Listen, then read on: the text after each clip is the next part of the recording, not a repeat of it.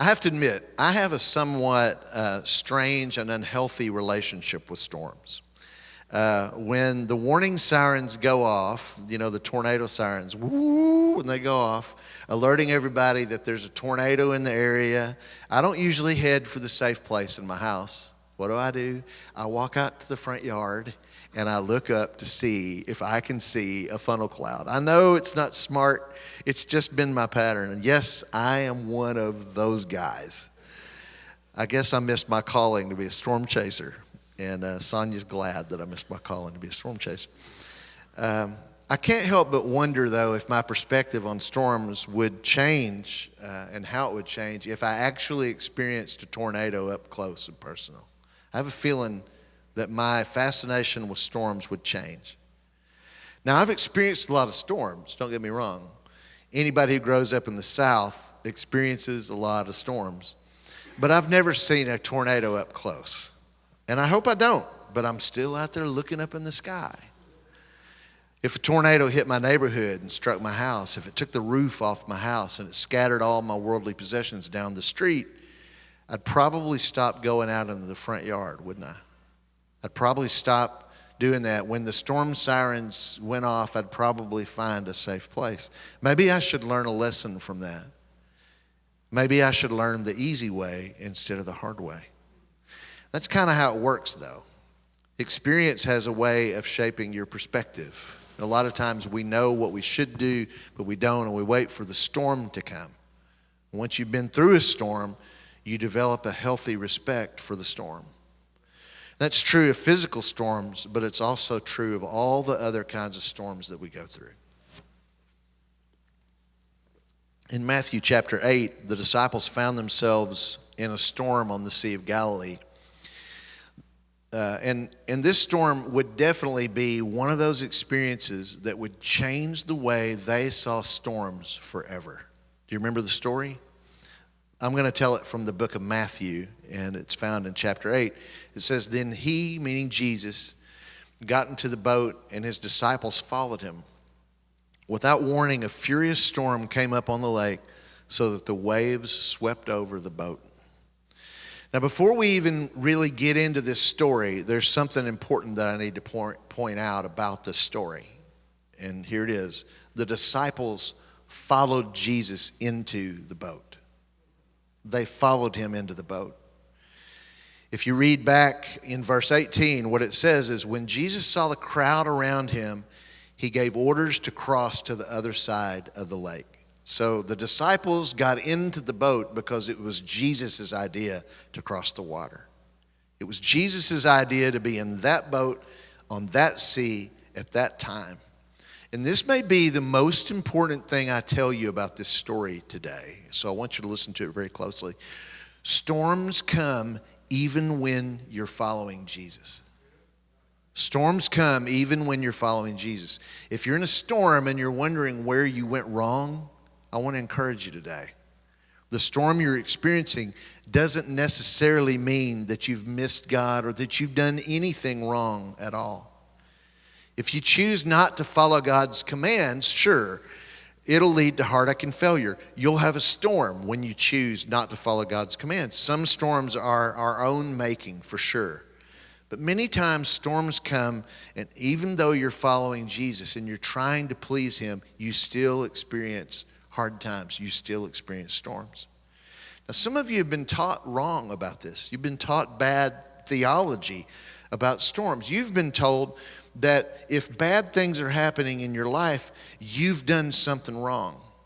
They say that if you're living for Jesus and if you're doing everything you're supposed to do and you're obeying him and living in his will, that the waters are always going to be smooth and that winds will always be calm and your journey's going to be easy, because that's what the blessing of the Lord looks like. If there's a storm, if you fell on hard times, it's because you did something wrong and you're out of God's will. But the Bible is filled with examples of godly people who loved him and served him with all their hearts, who faced incredibly difficult storms, struggles, and trials, even though they were following him. People get confused over this because of the age-old question that people often ask. Why do bad things happen to good people. More specifically, the real question that we're asking when we say that usually is this: why is God letting this happen to me? Why would he let this happen to me? If God is in control and if God loves me, why would he allow this happen? If God is good and if he's on my side, why doesn't he do something to prevent the hard times that I'm going through? And this is an important point of this that we all need to see. The storm the disciples found themselves in was not God's doing. God didn't create the storm. God is not in the storm creation business. He's not. Jesus didn't create this storm. In fact, the storm was happening to Jesus just like it was happening to everybody else. Jesus didn't plan the storm. But he also didn't prevent the storm. He didn't plan it, but he also didn't prevent it. What we need to learn from this is that storms are part of life. They're just part of the deal. They come along with it. They just are. I'm sorry to have to be the one to tell you that, but it's the truth. If you're here on earth, you're going to walk through some storms. It's just part of the deal. We struggle with this idea. We think that if God is in control and he's good, then he has an obligation to do what we think is good. If God is good, he's got to satisfy my expectation of what a good God is. If he's God, he should be God in the way that I want him to be God. If he's God, he should do what I expect a God to do. If he's just, he should make sure that only bad people suffer and that good people get everything that they need. But that's not how it works, is it? Some of you know this all too well. Maybe you're in a storm right now. You didn't plan on it. It was completely unexpected. But here you are in the middle of your storm and you're wondering if you're going to survive. Maybe your storm is a physical storm. You thought you were in good health, but then all of a sudden everything changed. Now you're fighting with what little strength that you have left and you're wondering if you're going to make it through this storm. Maybe your storm is a relational storm. Maybe it's a storm with your spouse or your kids or your parents or your friend. This relationship that meant so much to you is now in deep trouble and you don't know if you're going to make it. Maybe your storm is a financial storm. Your boat is getting rocked by the heavy waves and you're sinking deeper and deeper into debt and you're wondering if you can ever get your head above water again. Maybe it's an emotional storm. For you, the storm is an internal one. It's a struggle that's happening on the inside of you. You're fighting a battle that nobody around you can even see or understand. It's a battle with depression or anxiety or fear. You are in a storm. Storms are scary. They're scary, aren't they? There's danger in the middle of a storm. Storms leave you vulnerable. When you're in the middle of a storm, you feel weak and you're searching for answers. You're desperate for an answer, searching for the way out of the storm, any way out, so that if you're in a storm, this is what you need to know. Listen to me. Be careful. When you're in the middle of a storm, you need to be careful. The mistakes that we often make when we're in the middle of a storm, they often carry grave consequences for our lives. It's a big deal.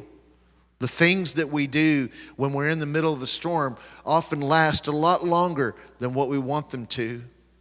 Just like it's not smart for me to walk out in my front yard when I hear storm sirens, you have to stop and realize that the inclination that you have to stop the pain, to feel better, to seek out change, often leads to disaster. Be careful. Many of you have some experience with this, don't you? A relationship breaks up. How many times have you seen someone that you love who has a relationship that's dysfunctional and then it breaks up, somebody leaves, and then they go right to another relationship that is twice as dysfunctional as the one they just left? Be careful. You're most vulnerable when you're in a storm. In this instance, following Jesus took the disciples right into the middle of a fierce storm. Look again at this verse 24. The disciples' plan was a nice leisurely boat ride across the lake, but it wasn't to be. The lunch cruise that they had planned didn't work out that way. There was no meal served. Without warning, a furious storm came up on the lake so that the waves swept over the boat. They didn't have the Weather Channel. They didn't have weather radar or storm sirens. It happened quickly, without warning. The calm seas that they had been on turned to a heavy, devastating storm. And that's what happens in life. Often storms come in your life without warning. Storms come without warning. You don't expect it. You don't plan for storms. You don't see it coming. But suddenly it's there. Instead of calm, smooth waters, you find yourself battling a storm. So many questions run through your mind when you find yourself in that place. It's unexpected and it's unpredictable, and this is what you're thinking. You wonder, how long is this going to last? How long, God? How long are you going to let me go through this? Is it ever going to end? Will things ever be normal again? Will my life ever return to the way that it used to be? Am I ever going to feel the same again? Maybe you think this, what's next? What else could possibly happen? Could it even possibly get worse? I can't take any more of this, God. And then you wonder, when this is over, is there going to be anything left? What kind of damage is this going to do? How am I going to survive? Will this storm destroy everything that I know and love? The disciples, they didn't expect this storm, but now they found themselves in the middle of it, fighting the waves that threatened to sink their boat. And the next 4 words of this story are so comforting to me. The most comforting words of all. But Jesus was sleeping. He was sleeping. You say, wait a second, Pastor Brad, that's not comforting at all. You said that these were supposed to be comforting words. But Jesus is asleep when the disciples thought they were about to die? How in the world is that comforting? Well, think about it for a minute. The disciples thought they weren't going to make it. They had eluded angry mobs. They had frustrated the Pharisees, and they had faced demon-possessed lunatics. But now they thought the thing that was going to take them out was a thunderstorm. Now, sure, it was scary, and in their defense, this wasn't a little rain shower. This was a big storm. It was huge. The boat was being tossed by the wind and the waves, and all that's true, but still, Jesus was asleep in the same boat they were in. He was in the boat with them, asleep. Now, Jesus had been pushing himself for days as he'd been ministering to people, and he was exhausted, so he'd fallen asleep. But here's what we need to see. What the disciples feared was going to be their end wasn't even a cause of alarm for Jesus. The disciples thought, this is it. This is the end. This is how we're going out. Jesus isn't even worried. He's asleep in the boat. He was taking a nap. Yes, it was a scary storm. That is true. But while the disciples panicked, Jesus slept. And here's why that's so encouraging to me. Jesus isn't intimidated by your storm. He's not intimidated by the storm that I face. To you and me, it seems impossible. But Jesus isn't worried at all. He's been through that exact storm before. He doesn't say, oh no, what's Jeff going to do now? How in the world are we going to get Jeff out of this big storm? What in the world are we going to do? Angels, Jesus, let's get together. Let's all have a huddle and let's all decide what we're going to do. Quick, somebody brainstorm, come up with an idea. Does anybody know what we should do? If you're having surgery, you don't want a doctor who's freaked out and afraid, do you? You don't want a surgeon that says, wow, I don't think I've ever seen anything quite like this before. I'm not so sure about this one. I'm not even really sure where to start. Do you have any ideas? Anybody know what I should do? No. You want a surgeon who says, it's going to be okay. I've done this surgery about 1,000 times, and I could do it in my sleep. I've got this. You wouldn't want a scared surgeon, and guess what? You don't have a scared God. You don't have a God who's afraid of what you're facing. He's not intimidated. He's not fearful. He's not grasping for straws. You have a God who's been there and he understands what you're going through. I'm so glad I serve a God who never panics at the sight of my storm.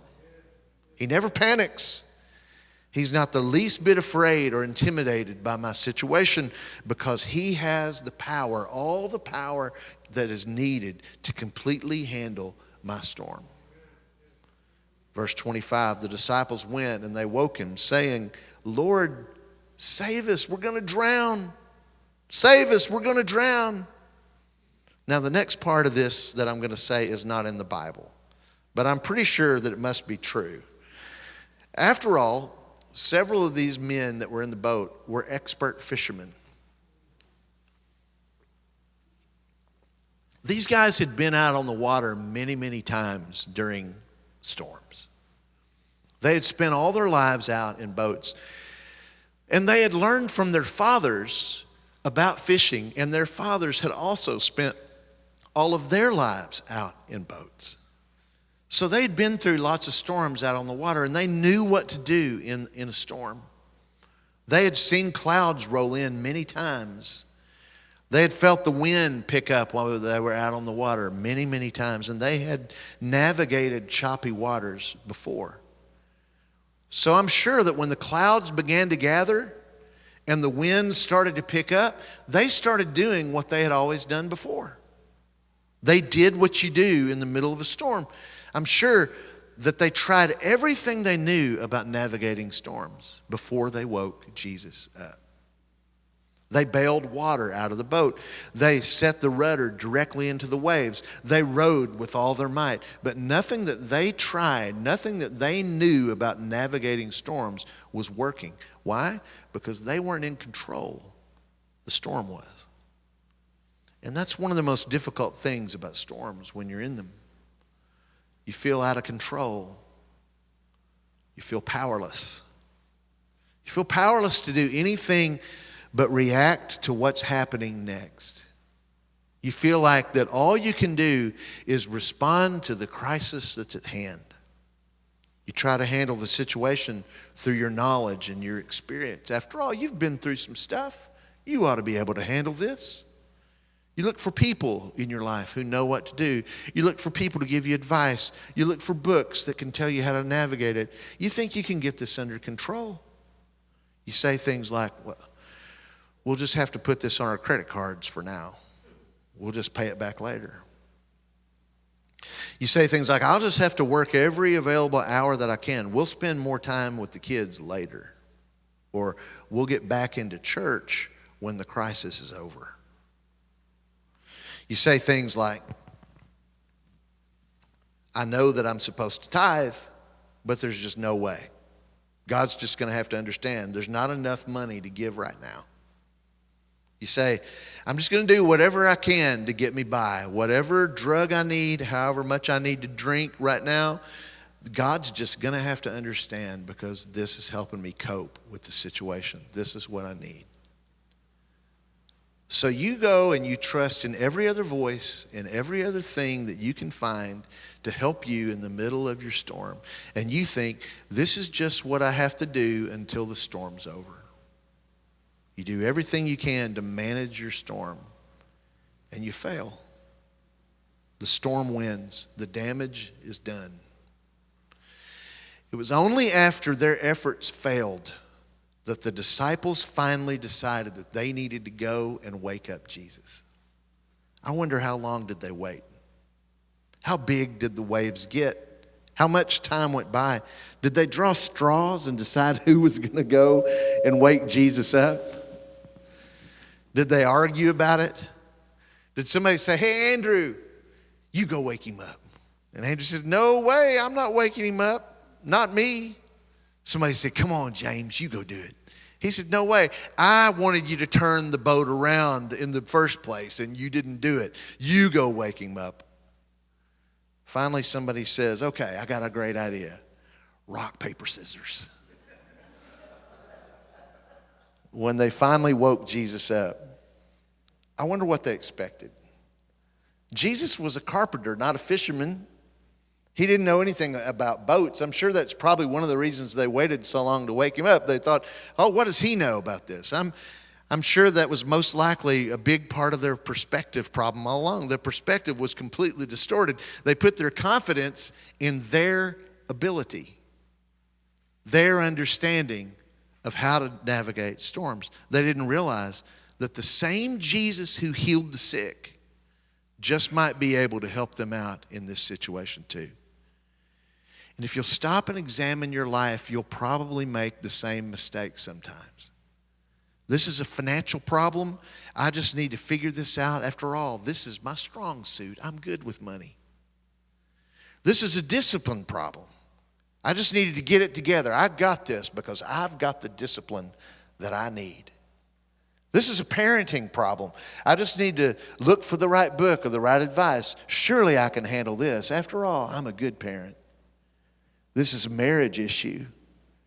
If I can just get my husband to see how foolish he's being, everything would be all right. It would all work out then.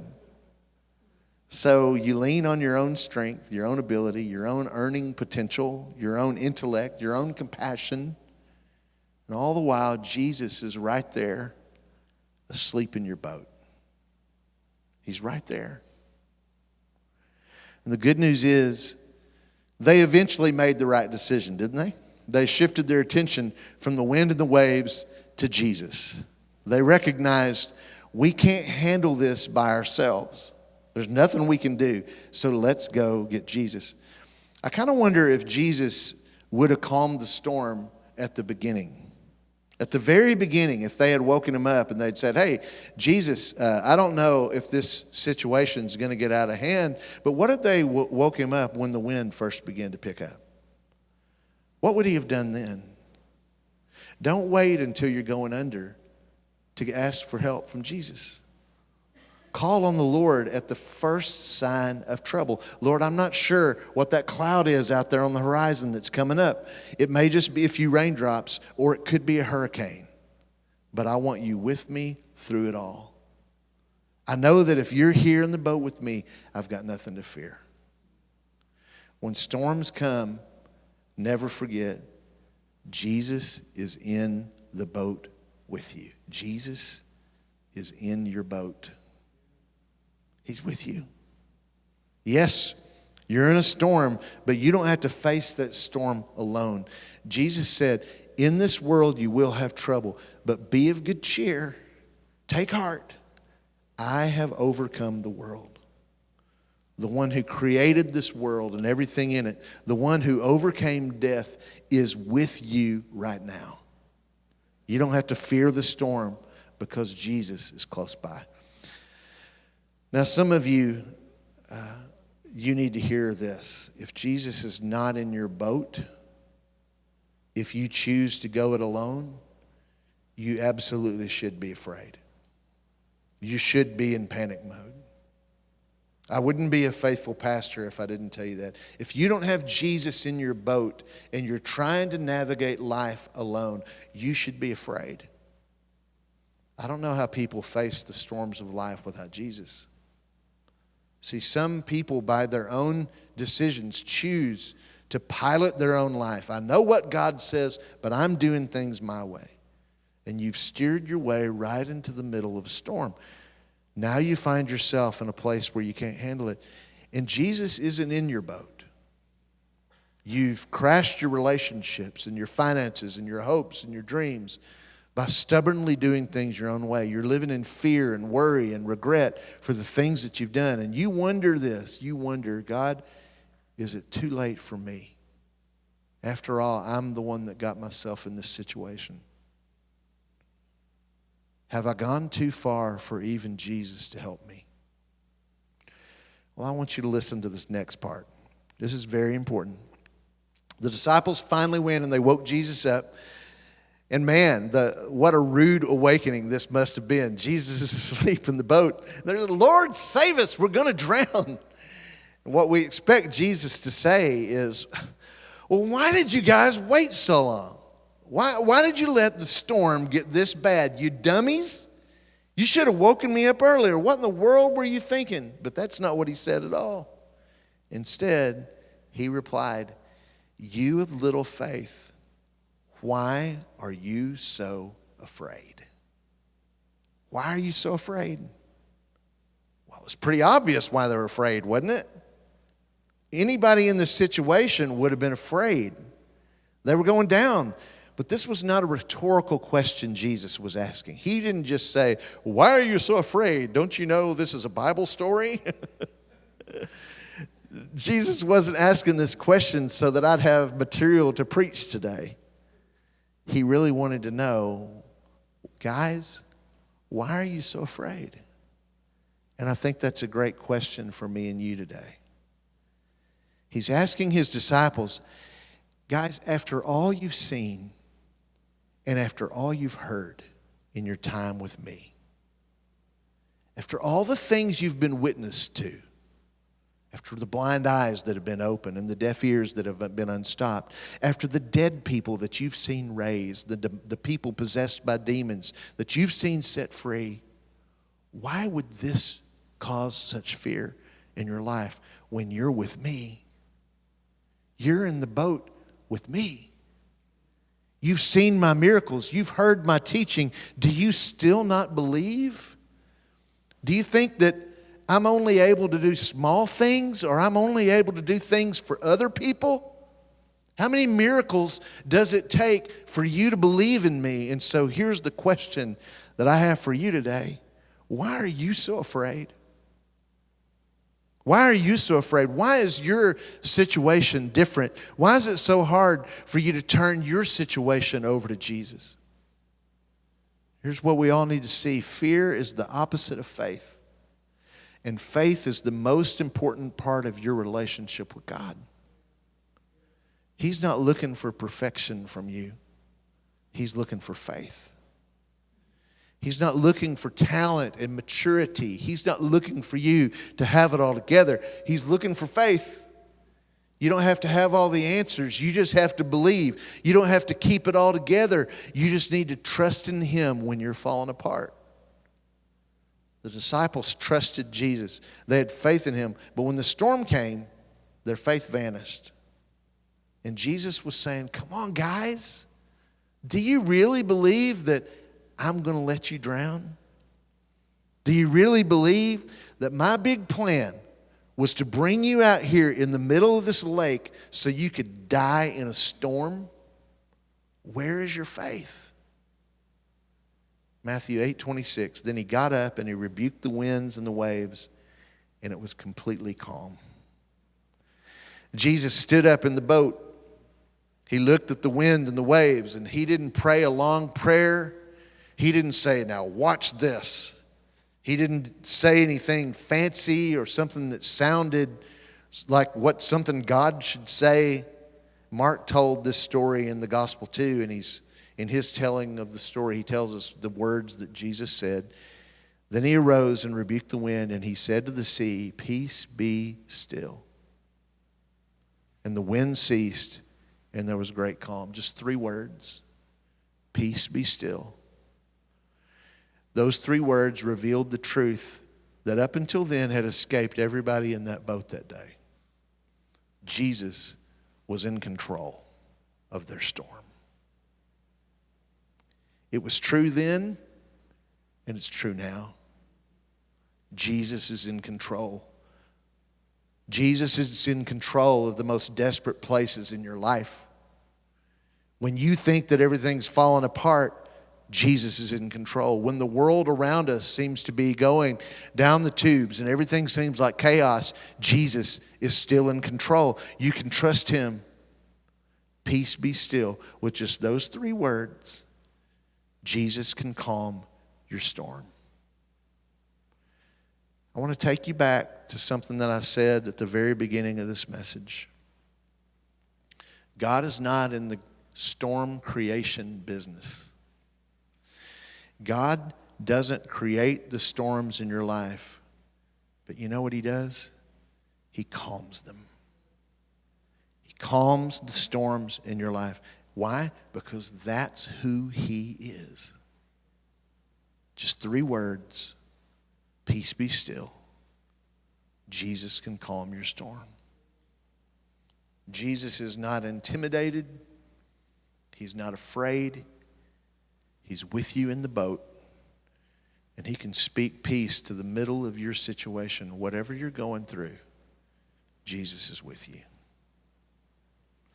I'm going to ask Jeff to come up to the piano and play. We're going to spend some time praying today. I wonder if there's anybody here who's in the middle of a storm and you feel like you can relate to exactly what the disciples were experiencing that day. Whatever you're going through, I want you to know that Jesus sees you where you are. He knows every detail of your life. If you're going through a storm and you need prayer, I just want to ask you to get up from where you're sitting right now. In fact, why don't everybody stand to make it easier for people to get out of where you are? If you're going through a storm, I would love the opportunity to pray for you. So if you're going through something, step down to the front. Give us the chance to be with you as God is with you in the middle of your storm. Jesus, I pray right now for my friends. Some are going through difficult times, God, that are not of their making. Illness, problems, kids that are distant from you and making really bad decisions. Some are experiencing storms that maybe they've had a hand in. They've made some mistakes and they've done some things that they shouldn't have done. They're suffering the consequences of their actions, and they're wondering if it's okay to even ask you for help. But you're not standing there casting blame upon them. You're waiting with open arms to wrap your arms around them and let them know how much you love them. And I pray, God, that you'd give them the courage to have faith and believe in you today.